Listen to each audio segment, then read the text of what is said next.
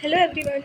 Today I'm going to share the circuit diagram of half-wave rectifier and how to join the wires in the circuit of half-wave rectifier. So let's learn. Here we are connecting transformer to rectify the AC current into DC. So the transformers has two end primary wires and secondary wires, or you can say primary coil and secondary coil. So here is the primary wire or primary coil through which the AC current is coming, and here is the secondary wires which is converting the AC current into DC. So this is the main part of the half wave rectifier which you have to learn while connecting wires. So uh, this is the diode, and it is the cathode of diode, and that silver part is anode. So we will connect the one wire of the transformer, secondary wires, one of the secondary wire of transformer with the positive end of diode, means cathode, and then the negative part of the diode will connect the negative part of the diode with the positive end of the capacitor, and then after connecting it we will connect the positive end of capacitor with the resistor. After joining this, we will connect the other end of the resistor with the LED light, or the positive end of LED.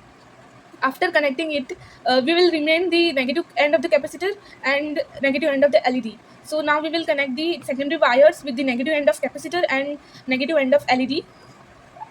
For this we can also use soldering, or if you don't have soldering machine, then you can just connect the wires with each other by uh, removing its insulation part. So this is the circuit diagram which you have to learn before making half wave rectifier.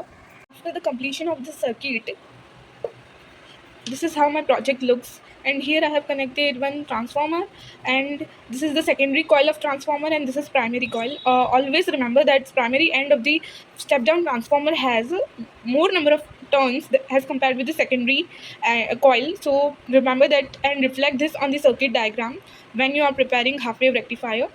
So here is the diode, and if we see, this is the silver part of the diode, and means it is anode and this is cathode, and I have connected this green wire with the non-silver end, means cathode, and after connecting this, silver end, means anode, is connected with the positive end of the capacitor, and after connecting this positive end, we will connect this end positive end with the resistor, and after connecting this with the resistor, the other end of the resistor will get converted, will get connected with the positive end of the LED, and we will remain with the negative end of the capacitor and negative end of the LED. Now the remaining wire of the transformer or step down transformer, we will connect this remaining wire with negative end of the capacitor and negative end of the LED.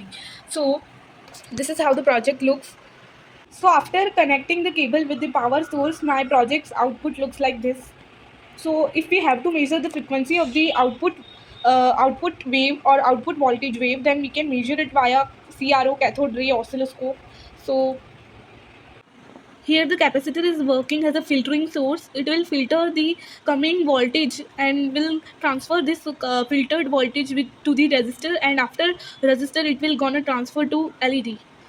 If you like my video, then please subscribe my channel and share it with your friends. Thank you for watching.